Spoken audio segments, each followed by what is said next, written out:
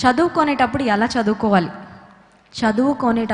చదువుకోవాలి మనం పాటించవలసిన కొన్ని నియమాలు ఒక 7 పాయింట్స్ చెప్తాను, జాగ్రత్తగా గమనించండి. చదువుకునేటప్పుడు లేక ఎగ్జామ్స్కు ప్రిపేర్ అయ్యేటప్పుడు ఎలా ప్రిపేర్ అవ్వాలి, ఎగ్జామ్స్ ఎలా రాయాలో కూడా చెప్తాను.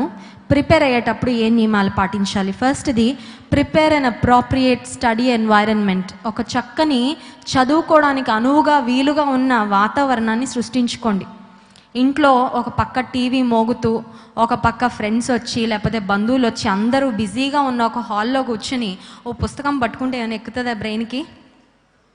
సో మీరు ఒక మంచి సైలెంట్ ప్లేస్, ఒక క్వైట్ ప్లేస్, ఒక ప్లెజెంట్ ప్లేస్ చూస్ చేసుకొని, ఎక్కడ మీకు డిస్టర్బెన్స్ ఉండదో, నాయిస్ ఉండదో, ఎక్కడ బాగా కాన్సన్ట్రేట్ చేయగలరో ఒక మంచి ప్లేస్ చూస్ చేసుకోవాలి. That is the first point. రెండోది ఏంటంటే, స్టడీ మెటీరియల్స్ ఏమున్నాయో అవన్నీ దగ్గర పెట్టుకోవాలి. కొంతమంది ఏం చేస్తారంటే ఒక్కొక్క సబ్జెక్ట్కి 2-3 నోట్స్లు ఉంటాయి కదా, ఒక్కోసారి ఒక్కో నోట్స్ పట్టుకెళ్తూ ఉంటారు. అక్కడ కొంత ఇక్కడ కొంత రాస్తారు. ఫర్ ఎగ్జాంపుల్ ఇంజనీరింగ్ చదివే వాళ్ళు, ప్రొఫెషనల్ కోర్సెస్ వాళ్ళకైతే రిఫర్ చేయడానికి చాలా బుక్స్ ఉంటాయి, మోర్ దాన్ 1 బుక్ ఉంటుంది. నేను కూడా బీటెక్ చదివేటప్పుడు ఒక్కొక్క సబ్జెక్ట్ కొన్నిసార్లు 3 టెక్స్ట్ బుక్స్ కూడా ఉండేవన్నమాట. వాటిలో డిఫరెంట్ కాన్సెప్ట్స్ గ్యాదర్ చేసుకోవాలి. సో ఏ స్టడీ మెటీరియల్స్ ఉన్నాయో, for example me notebooks, me text books, all in once, guides ఏమున్నాయో అవన్నీ దగ్గర పెట్టుకొని కూర్చుంటే అప్పుడు చక్కగా మీకు ఏది చదవాలనిపిస్తుందో, ఏది ఇంపార్టెంట్ అనిపిస్తుందో వెంటనే దాన్ని రిఫర్ చేయడానికి అవకాశం ఉంటుంది. థర్డ్ పాయింట్ ఏంటి అంటే, క్లియర్ ద స్టడీ స్పేస్. గజిబిజిగా చిరాగ్గా ఉన్న స్థలంలో కూర్చోవద్దు.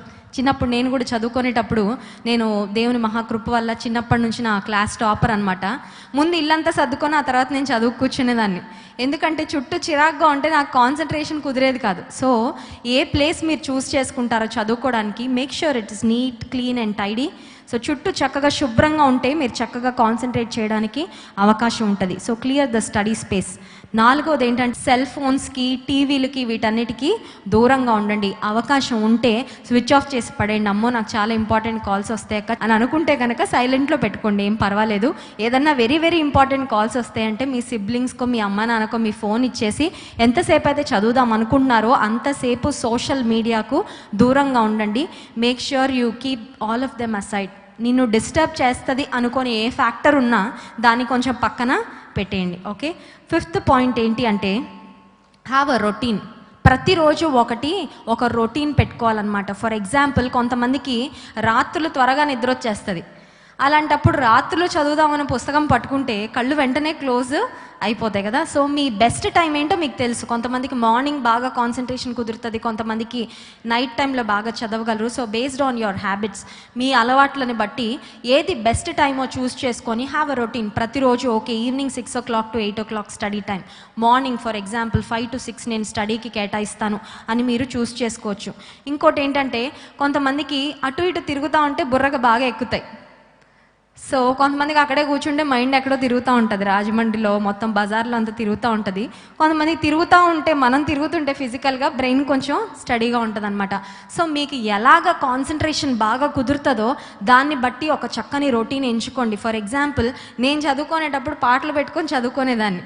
అప్పుడు టేప్ రికార్డర్స్ ఉండేవి, అందులో నాకు ఇష్టమైన పాటలు క్యాసెట్ పెట్టుకొని ఆ పాటలు బ్యాక్గ్రౌండ్లో వస్తుంటే నాకు ఇది బాగా ఎక్కేదనమాట. So based on your habits, మీకు ఎలా బెస్ట్గా బ్రెయిన్ అబ్జార్బ్ చేసుకుంటుంది అనుకుంటే అలా మీరు సెట్ చేసుకొని ఒక రొటీన్ సెట్ చేసుకోండి. సిక్స్త్ పాయింట్ ఏంటి అంటే, హ్యావ్ ఎ స్టడీ పార్ట్నర్. కొంతమంది ఒక్కళ్ళే చదివితే మొత్తం ఒక్కళ్ళే చదివేసి మొత్తం ఒక్కళ్ళే మర్చిపోతారు.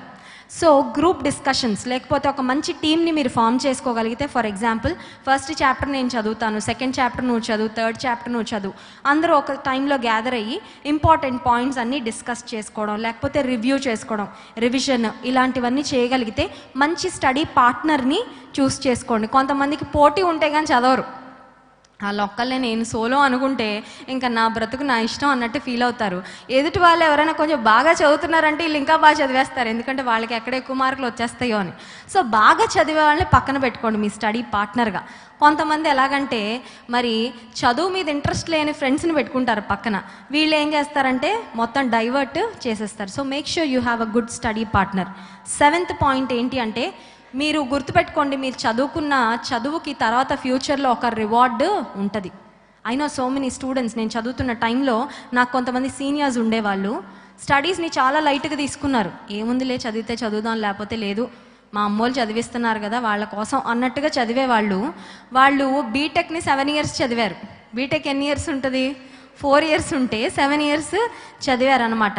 పాపం నా బీటెక్ అయిపోయింది, నాకు జాబ్ వచ్చేసింది, నాకు పెళ్ళి కూడా అయిపోయింది, ఆమె ఇంకా బీటెక్ చదువుతానే ఉంది. ఆ తర్వాత పాపం ఎంటెక్ చదువుతానే ఉంది. ఇప్పటికీ లైఫ్లో సెటిల్మెంట్ లేదు. కారణం ఏంటంటే లైఫ్లో సీరియస్నెస్ ఉండాల్సిన టైంలో సీరియస్నెస్ లేకపోతే ఫ్యూచర్ అంతా రిగ్రెట్ అవ్వాల్సిందే. ఫ్యూచర్లో బాగా ఎంజాయ్ చేసుకోవచ్చు, మీరు టైం ఎలా కావాలంటే అలా స్పెండ్ చేయొచ్చు. ఇప్పుడు చదవాల్సిన టైంలో ఖచ్చితంగా చదవాలి. దేవుని వాక్యంలో ఒక మాట ఉంటుంది, శ్రద్ధ గలవాడు ఐశ్వర్యవంతుడగును. ఇప్పుడు జాబ్ ఆపర్చునిటీస్ అన్నీ అయిపోయాక కాంపిటేటివ్ ఎగ్జామ్స్కి ఏజ్ 30 years కదండి. I think for most of the competitive exams 31వ సంవత్సరం 31st బర్త్డే జరుపుకున్న తర్వాత ఏదో గవర్నమెంట్ జాబ్ కొట్టేస్తానంటే ఛాన్స్ ఉంటుందా? ఉండదు. ఎందుకంటే నీ ఏజ్ ఆల్రెడీ అయిపోయింది. వెన్ యూ హ్యావ్ ఆపర్చునిటీస్, దేవుడు ఎప్పుడైతే నీకు అవకాశాలు ఇచ్చాడో అప్పుడు చక్కగా చదివి మన స్టడీస్ ద్వారా దేవుడిని మనం మహింపరచచ్చు. These are the tips to follow while studying, సిద్ధపడుతున్నప్పుడు, ప్రిపేర్ అవుతున్నప్పుడు. తర్వాత ఎగ్జామినేషన్కు స్పెసిఫిక్గా ఒకవేళ ఫర్ ఎగ్జాంపుల్ కొన్ని వీక్స్లో ఇంక ఎగ్జామ్ ఉంటుంది, దగ్గరలో ఉంది అన్నప్పుడు ఏం చేయాలంటే have a time table. For example ఈరోజు నుంచి మీరు ఇంటికి వెళ్ళిన తర్వాత క్యాలెండర్ దగ్గర పెట్టుకొని ఈరోజు నుంచి మీ ఎగ్జామ్ వరకు ఎన్ని వీక్స్ ఉన్నాయి, ఎన్ని డేస్ వస్తున్నాయి, వాటిలో ఎన్ని సండేస్ పోతాయి. ఫర్ ఎగ్జాంపుల్ ఏదన్నా బర్త్డేసో పార్టీసో ఫ్యామిలీ సెలబ్రేషన్స్ ఉంటే ఆ రోజుల్లో మీకు అంతగా చదవడానికి అవకాశం ఉండదు. సో ఎన్ని ప్రాపర్గా మీరు ప్లాన్ చేసుకోగలిగిన డేస్ ఉన్నాయో చూసి ఈ సబ్జెక్ట్కి ఈరోజు అలా ప్రాపర్గా మీరు అలొకేట్ చేసి ప్లాన్ చేసుకొని చదవగలిగితే have a proper time table, సక్సెస్ఫుల్గా మీరు ఎగ్జామ్స్ని మరి రాయగలుగుతారు. ఇంకోటి ఏంటంటే have some time to review. కొంతమంది చదివేసిన తర్వాత రివిజన్ చేసుకోవడానికి అవకాశం ఉండదు. క్వశ్చన్ చూడగానే చదివానని గుర్తుంటుంది కానీ ఏం చదివామో గుర్తుండదు. అవునా? అరే కాన్సెప్ట్ చదివాను, మొన్నే చదివాను అంటారు కానీ ఏం చదివారో గుర్తుండదు. కారణం ఏంటంటే రివ్యూ లోపం. నో రివిజన్ లేకపోవడం వల్ల బ్రెయిన్లో ఎక్కడ ఉంటుంది వెనకాల, కానీ అది మాత్రం ముందుకు రాదు. Okay, so have proper review time. ఇంకోటి ఏంటంటే చదువుకునేటప్పుడు యూ కెన్ యూజ్ మార్కర్స్. నేను యూజువల్గా మార్కర్స్ యూజ్ చేస్తూ ఉండేదాన్ని. మంచి స్కెచ్ పెన్స్ లేకపోతే కలర్ పెన్స్ ఇవి యూజ్ చేసి ఫార్ములాస్ లేకపోతే మరి డిఫికల్ట్ టర్మ్స్ అట్లాంటివి ఉంటాయి కదా, కొన్ని మనకు వెంటనే గుర్తుండవు, కష్టమైన. అలాంటివి ఏంటంటే మరి అండర్లైన్ చేయడం, లేకపోతే బాక్స్ కొట్టడం, లేకపోతే స్టార్ పెట్టడం, ఇలాంటివి ఉండే అనమాట. సో క్వశ్చన్ చూడగానే ఓకే ఈ క్వశ్చన్కి మొత్తం మ్యాటర్ అంతా మనం గుర్తుపెట్టుకోక్కర్లేదు. ఆ పర్టిక్యులర్ కాన్సెప్ట్ లేకపోతే ఆ పర్టిక్యులర్ లాజిక్ లేకపోతే పర్టిక్యులర్ ఫార్ములా గుర్తుపెట్టుకుంటే మీకు క్వశ్చన్ ఎలా అడిగినా మీరు రాయగలరు. సో అలాంటి important things you can use markers. కొన్నిసార్లు చిన్న ఫ్లాష్ కార్డ్స్ కూడా యూజ్ చేయొచ్చు. చిన్న పేపర్స్లో రాసుకొని మీరు ట్రావెల్ టైంలో ఒకవేళ కాలేజ్కి స్కూల్కి బస్లో వెళ్ళేటప్పుడు ఆ చిన్న ఫ్లాష్ కార్డ్స్ చూసుకుంటా మీరు రివ్యూ చేసుకోవచ్చు. తర్వాత ఇంకోటి ఏంటంటే ఎగ్జామినేషన్ టైంలో very important thing, take breaks. ఇందాక పాల్ గారు చెప్పారు వాకింగ్కి వెళ్తే చాలా మంచిదని. సో ఏమీ చదవకుండా వాకింగ్కి వెళ్ళిపోద్దు. ఓకే, ఏమీ చదవకుండా అరగంట వాకింగ్కి వెళ్ళిపోయి నాకు కాళ్ళు నొప్పులు వచ్చేస్తున్నాయి, అలసిపోయానని చక్కగా కడుపు నిండా భోజనం చేసేసి నిద్ర వచ్చేస్తుందని పడుకోవద్దు. ఓకే, సో ఒక 1 hour చదవండి. 1 hour చదివిన తర్వాత ఒక 5 minutes లేదా 10 minutes బ్రేక్ తీసుకోండి. బ్రేక్ తీసుకొని నడుస్తూ ఉన్నప్పుడు వాకింగ్ చేస్తున్నప్పుడు ఆ 1 hour ఏం చదివారో అది ఒకసారి రివ్యూ చేసుకోండి. ఫర్ ఎగ్జాంపుల్ ఈ క్వశ్చన్ ఎగ్జామ్లో వస్తే నేను ఎలా రాస్తాను. సో దట్ వే మీరు బ్రేక్స్ తీసుకోవడం వల్ల అసలు ఎంత బుర్రలోకి ఎక్కింది, ఎంత కంటైన్ చేస్తున్నారు, ఒకవేళ ఎగ్జామ్లో ఆ క్వశ్చన్ అడిగితే మీరు ఏం ఆన్సర్ చేస్తారో మీకు ఒక పిక్చర్ వచ్చేస్తుంది. ఫర్ ఎగ్జాంపుల్ బ్రేక్ టైంలో ఏం చదివారో కూడా గుర్తులేదంటే you have to come back and read it again. ఇంకొకసారి మళ్ళీ చదవాలి. దాన్ని బట్టి మీరు ప్రాపర్గా మరి స్టడీ చేయడానికి అవకాశం ఉంటుంది. తర్వాత ఫైనలీ ఎగ్జామ్స్ రాసేటప్పుడు ఏం చేయాలి? ఫస్ట్ పాయింట్ ఏంటంటే అటెంప్ట్ యువర్ బెస్ట్ క్వశ్చన్స్. నీకు బెస్ట్గా ఆన్సర్ ఏది తెలిస్తే అది రాయండి. ఎందుకంటే first impression is the best impression అంటారు కదా. ఎగ్జామినర్స్కి లేకపోతే ఇవాల్యుయేటర్స్కి మొత్తం మీ పేపర్ అంతా చదివే టైం ఉండదు, ఓపిక అంతకంటే ఉండదు. సో ఫస్ట్ క్వశ్చన్ లేక ఫస్ట్ 2 or 3 questions మీరు ఎలా ఆన్సర్ చేస్తారో దాన్ని బట్టి నెక్స్ట్ క్వశ్చన్స్ కూడా ఆటోమేటిక్గా మార్కులు వేసుకొని వెళ్ళిపోతారు. కొంతమంది ఏం చేస్తారంటే క్వశ్చన్ పేపర్లో ఫస్ట్ క్వశ్చనే నేను రాస్తానని ఏమీ రాకపోయినా అదే మొదలు పెడతారు, వాళ్ళకి తెలిసిన సుత్తంతా. సో ఆ సుత్తంతా ఇవాల్యుయేటర్ చదివి వీళ్ళకి ఏమీ రాదని మీరు సరిగ్గా రాసిన క్వశ్చన్స్ కూడా తక్కువ మార్క్స్ వేసేస్తారు. Okay, so make sure you answer your best questions. నీకు నిజంగా పేపర్లో బాగా వచ్చిన క్వశ్చన్స్ ఏంటో వాటిని ఫస్ట్ రాయండి. రాయండి. దాని తర్వాత మీకే కాన్ఫిడెన్స్ వచ్చేస్తుంది. ఓకే, ఐఎమ్ రైటింగ్ సంథింగ్, నాకు మంచి మార్క్స్ వస్తాయి, నేను పాస్ అవుతాననే కాన్ఫిడెన్స్ వస్తుంది. కాబట్టి ఆ తర్వాత క్వశ్చన్స్ కూడా మీరు బాగా రాయగలుగుతారు. తర్వాత సెకండ్ పాయింట్, టైం మేనేజ్మెంట్. 2-3 క్వశ్చన్లకే మొత్తం టైం అంతా యూస్ చేసేసి కొంతమంది రిమైండర్ బెల్ కొడతారు కదా కాలేజ్లో ఆర్ స్కూల్స్లో, ఎగ్జామినేషన్ సెంటర్స్లో. అప్పుడు అయ్యో ఇంకా 5 క్వశ్చన్స్ రాయాలి, 7 క్వశ్చన్స్ రాయాలని టెన్షన్ పడద్దు. టైం చూసుకుంటా రాయండి. ఏ క్వశ్చన్కి ఎంత టైం కేటాయించాలో చక్కగా ప్లాన్ చేసుకోండి.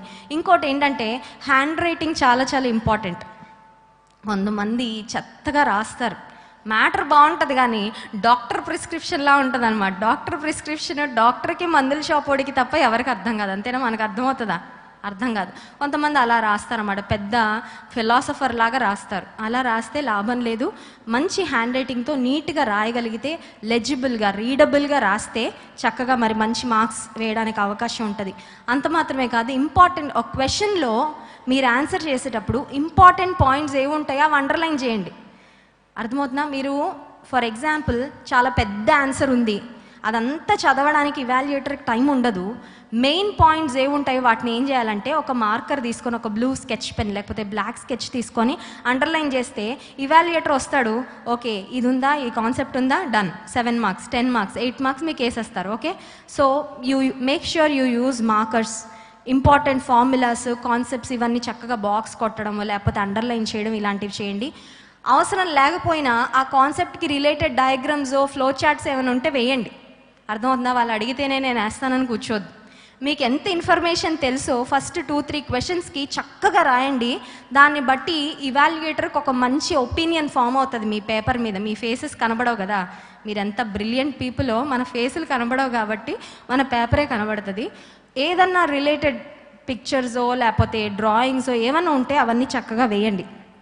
తర్వాత ఇంకోటి ఏంటంటే లాంగ్ ఆన్సర్స్ ఉంటే 2-3 పేజీలు మొత్తం అలా రాసుకుంటూ వెళ్ళిపోకుండా పారాగ్రాఫ్స్ కింద వాటిని డివైడ్ చేసి రాయగలిగితే మరి చక్కగా చదవడానికి అవకాశం ఉంటుంది. ఈ కాన్సెప్ట్స్ అన్నీ ఫాలో అవ్వండి. ఫైనల్గా బైబిల్లో నుంచి ఒక మాట మీకు జ్ఞాపకం చేసి నేను ముగించాలని ఆశపడతాను. కొలస్సీ పత్రిక 2వ అధ్యాయం 3వ వచనంలో ఒక మాట ఉంటుంది, బుద్ధి జ్ఞాన సర్వ సంపదలు ఆయన యందే గుప్తములైనవి. దేవునికి ఉన్న ఒక పేరు ఏంటంటే he is an all knowing God. అన్నీ ఆయనకి తెలుసు. అసలు టెక్స్ట్ బుక్స్ రాసిన వాళ్ళకి జ్ఞానం ఎవరిచ్చారు? దేవుడే ఇచ్చారు. నువ్వు జ్ఞానం అడిగితే నీకు ఆయన తప్పకుండా ఇస్తాడు. యాకోబు పత్రిక 1వ అధ్యాయం 5వ వచనం, it is the best promise to claim. ఎగ్జామ్కి వెళ్ళే ప్రతిసారి ఏదైనా వాగ్దానం ఉందా నేను దేవుని సన్నిధిలో పట్టుకొని ఆయన అడగడానికి అంటే జేమ్స్ చాప్టర్ 1 verse 5. ఒకవేళ స్టూడెంట్స్గా ఉన్న ప్రతి ఒక్కరూ ఈ వచనాన్ని బైహార్ట్ చేయండి. మీలో ఎవరికైనా జ్ఞానము కొదువుకొనేళ్ల వారు దేవుని అడగవలెను, ఆయన ఎవరిని గద్దింపక అందరికీ ధారాళముగా జ్ఞానము దయచేయను. జ్ఞానము కొదువుగా ఉంటే ఏం చేయాలంట? అడగాలంట. అడిగితే చాలు, దేవుడు గద్దించకుండా ఎలా ఇస్తాడంటే కొంచెం కొంచెం ఇవ్వడంట, ధారాళంగా ఇస్తాడంట. I know there are so many people who are struggling with memory power. జ్ఞాపక శక్తి లేదండి, చదువుతున్నాను కానీ గుర్తుండదు, ఎంతో కష్టపడతాను కానీ మార్కులు మాత్రం రావట్లేదు. జ్ఞానం కొదువుగా ఉంటే జ్ఞానాధారమైన యేసే దగ్గరికి వెళ్ళి, జ్ఞానం కొదువుగా ఉంటే అడగమన్నావు కదా ప్రభా, నీ జ్ఞానము నాకు దయచే అని నువ్వు ఎప్పుడైతే దేవుని అడుగుతావో ఆయన తన జ్ఞానముతో నిన్ను నింపుతాడు. ఒక మంచి సైనికుడు చేయవలసిన కొన్ని ప్రాముఖ్యమైన కార్యాలను గురించి అపోస్తలుడైన పౌలు తిమోతి అనే దైవజనునికి, యవనస్తునికి రాస్తూ వస్తాడు. 2వ తిమోతి పత్రిక 2వ అధ్యాయము 2 నుండి 5వ వచనాలు. క్రీస్తు యేసు యొక్క మంచి సైనికుని వలె నాతో కూడా శ్రమను అనుభవించుము.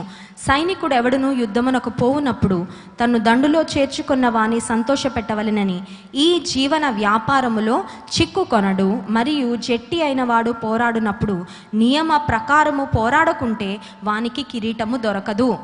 ఇక్కడ అపోస్తలుడైన పౌలు ఒక గుడ్ సోల్జర్ గురించి మాట్లాడుతున్నాడు. But today we're talking about a good student. ఇక్కడేమో గుడ్ సోల్జర్, మంచి సోల్జర్గా ఉండి మరి విజయాన్ని సాధించాలంటే 2 నియమాలు ఇక్కడ రాయబడాయి. ఒక నియమం ఏంటంటే ఈ జీవన వ్యాపారములో చిక్కుకొనడు. There are certain things that will entangle you. నిన్ను బంధించేసే విషయాలు, నువ్వు స్టడీస్లో ప్రోగ్రెస్ అవ్వకుండా నిన్ను ఆపే విషయాలు కొన్ని ఉంటాయి. ఫర్ ఎగ్జాంపుల్ చిన్న చిన్న పాలిటిక్స్, ఒకవేళ ఫ్రెండ్స్ మధ్యలో ఏమైనా గొడవలు ఉంటే కొన్నిసార్లు వాటి కోసమే ఆలోచన చేసుకుంటా స్టడీస్కి పెట్టాల్సిన టైము పెట్టరు. ఆ తర్వాత సప్లీలు రాసుకుంటూ ఉంటారు. ఈ సప్లిమెంటరీ ఎగ్జామ్లు పాపభారంలా పెరిగిపోతూ ఉంటాయి. సంవత్సరానికి పెరిగిపోతూ ఉంటాయి. ఆ తర్వాత 2 చేతులు ఎత్తేస్తారు, ఇంకా నా వల్ల కాదు, ఈ డిగ్రీ చదవలేను, ఈ ఇంటర్ నేను పాస్ కాలేను, ఈ బీటెక్ ఇంకా మర్చిపోండి మమ్మీ డాడీ అనగానే తల్లిదండ్రులు ఎంతో బాధపడతారు కదండి. సో మొదటి అంశం ఏంటంటే, ఈ జీవన వ్యాపారంలో చిక్కుకొనకూడదు. Be focused, stay focused. దేవుడు మిమ్మల్ని ఒక స్టూడెంట్గా ఉంచారంటే స్టడీస్ ద్వారా దేవుణ్ణి మహిమపరచాలి. Make sure you don't have any unnecessary weight or burden. ఇందాక అందుకే ఐ సే ఎస్ లార్డ్ అనే పాటలో I'm trading my worry, I'm trading my stress. అనవసరమైన విషయాలకు స్ట్రెస్ అవ్వద్దు, అన్నెసెసరీ థింగ్స్ మీద మనసు పెట్టద్దు. This is not the time to focus on unnecessary things. ఏమన్నా నీ మైండ్ని డిస్టర్బ్ చేస్తుంటే ప్రార్థన చేసుకో. చదువుకోబోయే ముందు ask for God's help, ask for God's wisdom, ఫోకస్డ్గా ఉండాలి. రెండో మాట ఏంటంటే, నియమ ప్రకారము పోరాడాలి. కొన్ని నియమాలు ఉన్నాయి, కొన్ని రూల్స్ అండ్ రెగ్యులేషన్స్ ఉన్నాయి. ఆ రూల్స్ అండ్ రెగ్యులేషన్స్ ఇప్పటివరకు మీరు విన్నారు. వీటి ప్రకారం చక్కగా మీరు ప్లాన్డ్గా చదువుకొని ముందుకు వెళ్ళినట్లయితే మీరు మంచి మార్క్స్, సక్సెస్ పొందగలుగుతారు.